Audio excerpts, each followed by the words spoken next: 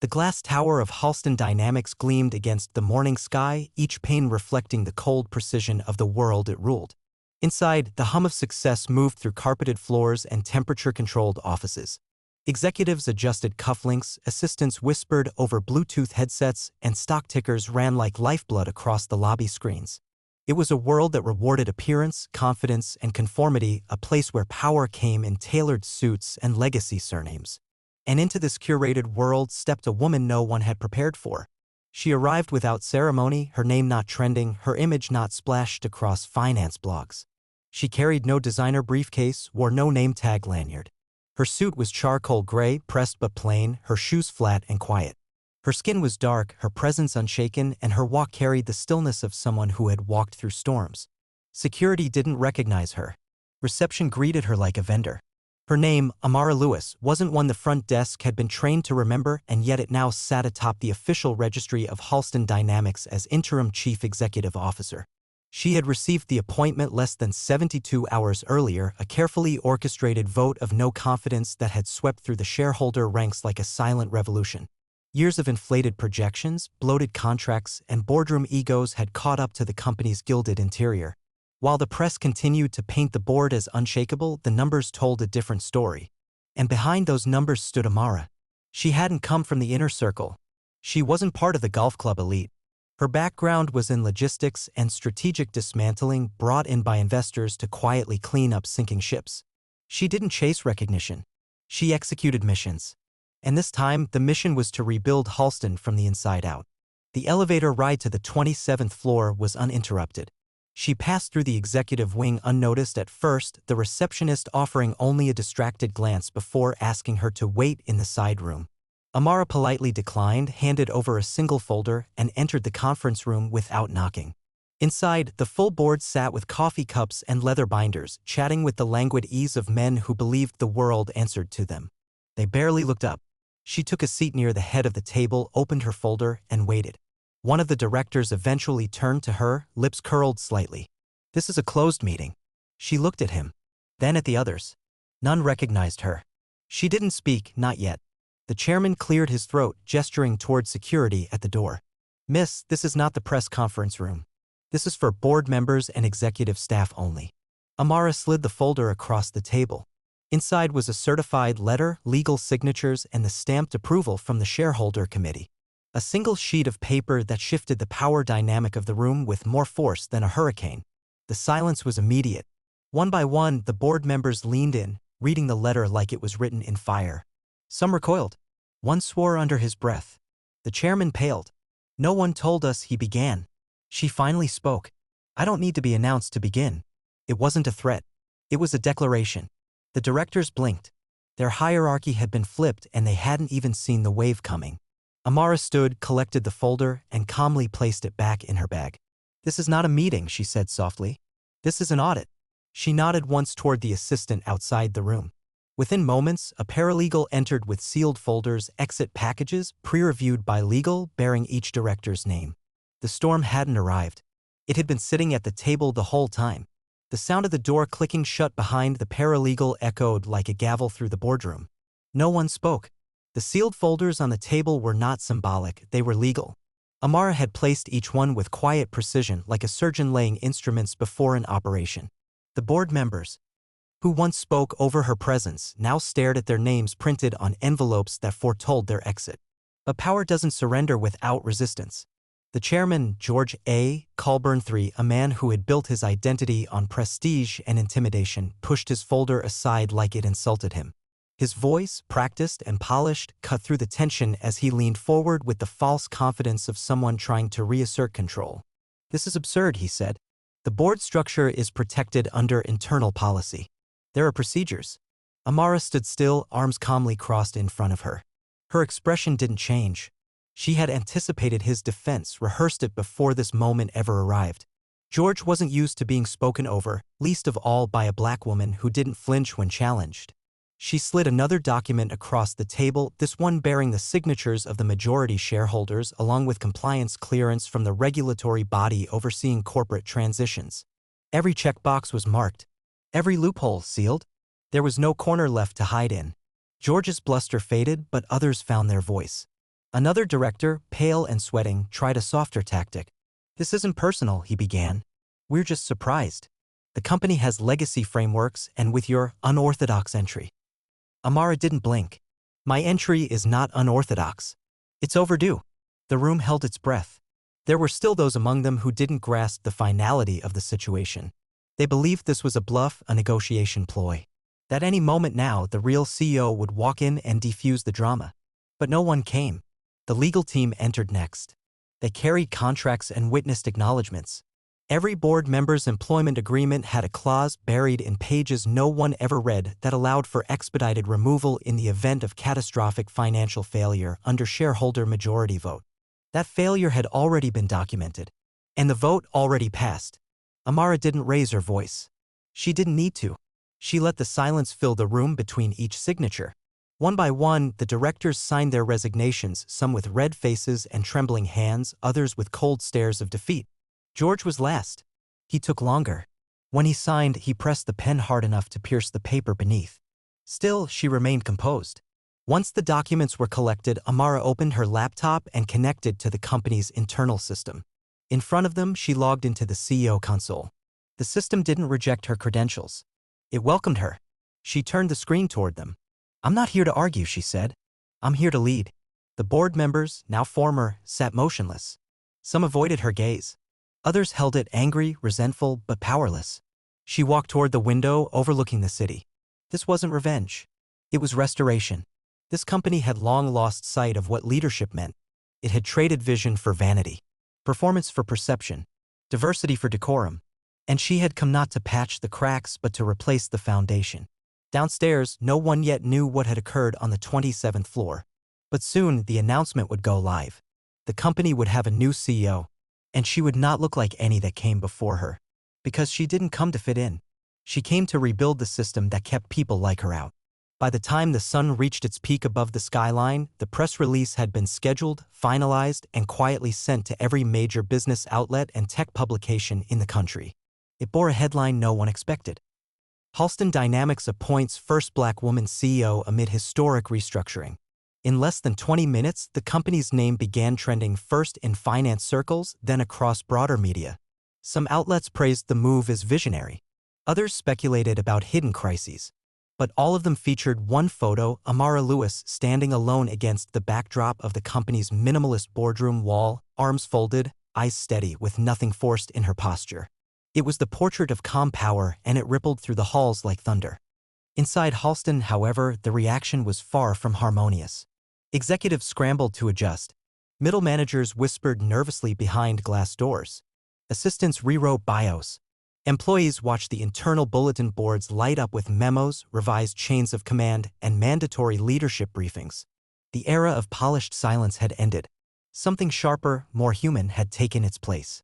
Amara didn't walk through the building like a conqueror. She walked like a custodian. Each step intentional. Each glance toward the people who had long been unseen. In the IT department, she spent 15 minutes listening to a junior analyst explain a bug no one above him had cared about. In the cafeteria, she thanked the staff by name. In the elevator, she stood shoulder to shoulder with two interns who were still whispering about the morning's headline. She didn't interrupt. She let them finish. Then she nodded once, smiled, and walked off on the executive floor. What surprised the staff more than her presence was her pacing. There were no grand speeches. No red carpet rollouts. Just one quiet memo posted to the intranet titled, "We begin with the truth." In it, Amara detailed the financial failures hidden behind inflated quarterly reports.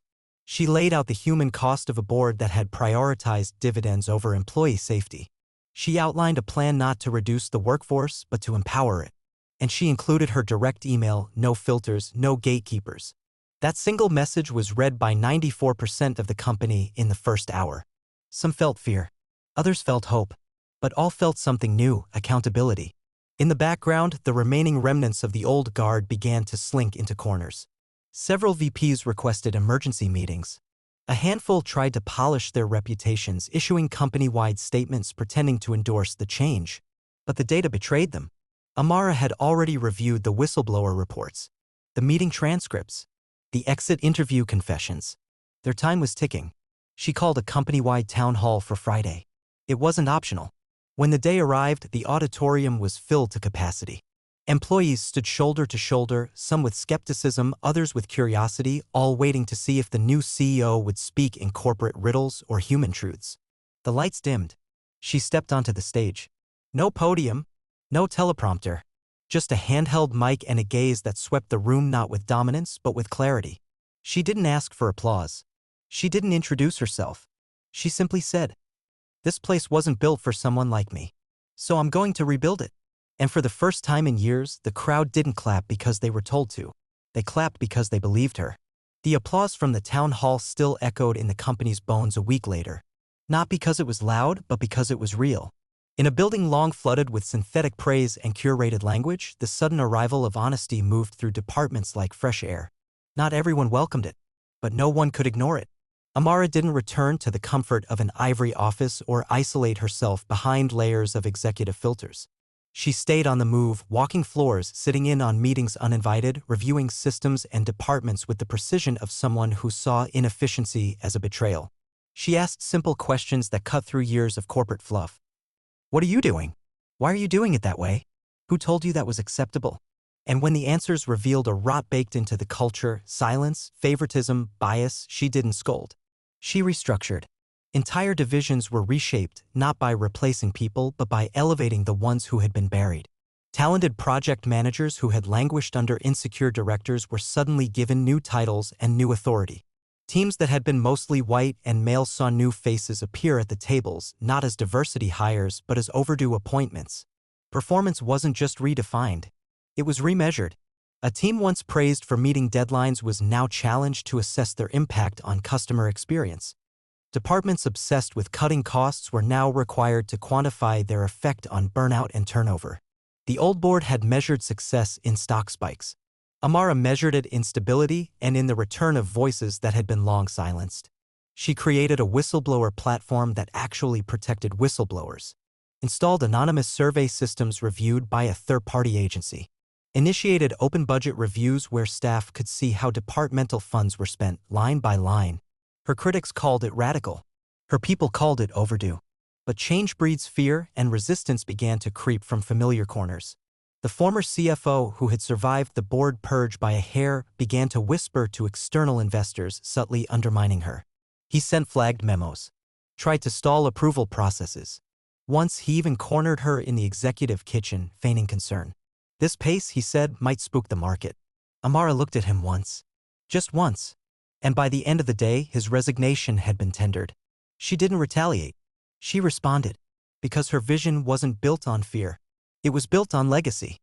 And legacy, she believed, wasn't about how high you rise, but how many you lift with you.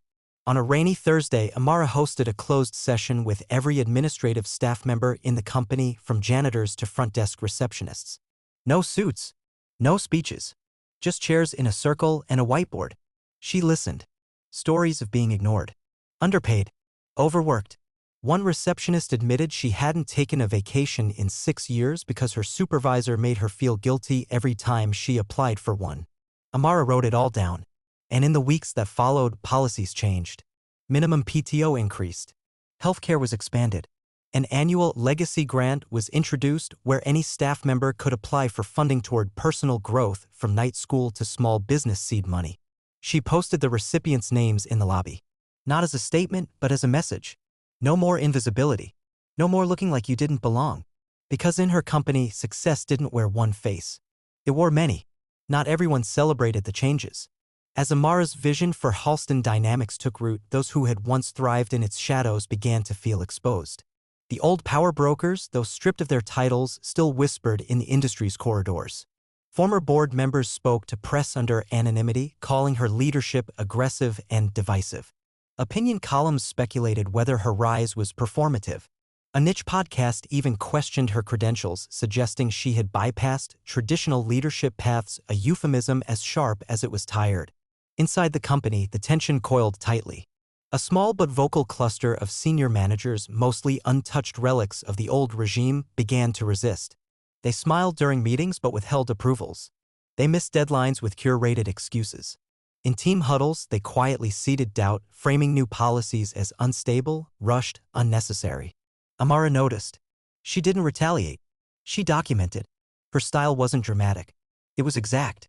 She had learned long ago that the system didn't collapse from confrontation, it resisted, stalled, and choked itself with excuses. So she let them speak, watched the data, and waited. When a quarterly review exposed a dip in cross-team communication, she didn't blame individuals, she published heat maps of email responsiveness, collaboration metrics, approval bottlenecks. It didn't name names. It didn't need to. Everyone saw where the resistance lived. The next day, she called a senior leadership offsite. No luxury retreat. No spa welcome bags. Just a warehouse, a whiteboard, and 3 days of systems teardown. She posed one question. What would we build if we weren't protecting what we used to be? The silence that followed was longer than expected. But one voice, young and uncertain, broke through. A woman from the product team offered a single idea. Then another. Soon others joined. Even some of the resistors, though bitter at first, began to speak. It was the first time some of them had felt heard not by chain of command, but by principle. And for those who couldn't adapt, those who still refused to yield to the new culture, Amara initiated structured exits. With dignity, with fairness, but with finality. She understood something the old board never had: you don't build a future by begging the past to behave. As the company evolved, so did its public image. Former critics found themselves quieted by results. Customer satisfaction climbed. Employee retention hit a record high. Intern applications tripled. External media outlets, once skeptical, now sought interviews. She declined most. She didn't need to be the face. She was the force. And when an international magazine sent her a draft for their annual Power Women cover featuring a glamorized rendering of her image in heels and makeup she never wore, she sent back a note. I'm not interested in looking like Power. I'm busy using it. Instead, she commissioned a team photo of the interns, administrators, and newly promoted staff who had shaped the company's turnaround from within. That photo now hung in the lobby of Halston Dynamics next to a quote etched in bronze. Don't tell me what a CEO looks like. Show me what one does. Winter arrived quietly, wrapping the city skyline in silver gray and long shadows. The office windows of Halston Dynamics shimmered faintly with frost, but inside, the warmth was unmistakable. Not the heat of artificial climate control, but the quiet energy of purpose. It hummed in the hallways, in the break rooms, in the sound of collaborative meetings that ended with progress, not power plays. Amara walked the halls like she always had, without entourage, without spectacle. She wore the same minimalist style, her stride steady, her phone in hand, and her eyes on the people who built the company alongside her. Not beneath her, alongside her. That distinction mattered now more than ever. By the end of her first year as CEO, the numbers had silenced her critics. Revenue was up. Turnover was down. Innovation soared. Morale spiked. The company, once viewed as a glass castle cracking from within, now stood as a beacon of transformation. Investors praised her in boardrooms. Competitors studied her in silence. Even the remaining skeptics began to shift their language, no longer questioning her legitimacy, but attempting to mirror her strategy. But Amara didn't stop to celebrate. She expanded. Not the company's size, but its impact. She launched a leadership incubator for marginalized professionals, Black women, immigrants, neurodivergent thinkers, anyone who had ever been told they didn't look the part. She opened the doors of Halston to high school students for paid summer immersions. Partnered with universities to sponsor first-generation scholars.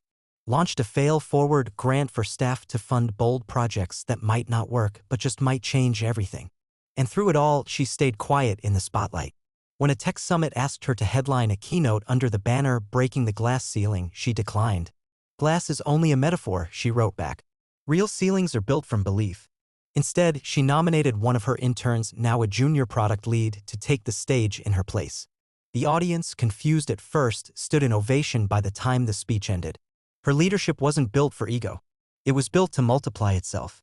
And slowly, it began to reshape the very idea of what leadership could look like. A year to the day after she first entered the boardroom unnoticed, Amara returned to that same space. It was no longer a chamber of performance and politics. The table had been replaced. The chairs now circled, not aligned. A mural spanned the wall behind where the chairman once sat, made by a local artist. It featured dozens of faces, past, present, and imagined, diverse in age, skin, voice, and hope. She stood at the center, not to give a speech, but to listen. Around her were the voices that mattered most. A young receptionist who had built an internal tool to streamline customer feedback. A former night janitor who had trained into the facilities manager role. An ex-intern who now sat in strategy sessions with voting power. They weren't the exceptions. They were the new standard. And Amara, no longer a mystery, no longer a risk, was not just a CEO. She was the woman who redefined what a CEO even was. No one said it out loud, but everyone knew. The woman they once laughed at was the reason they were still here,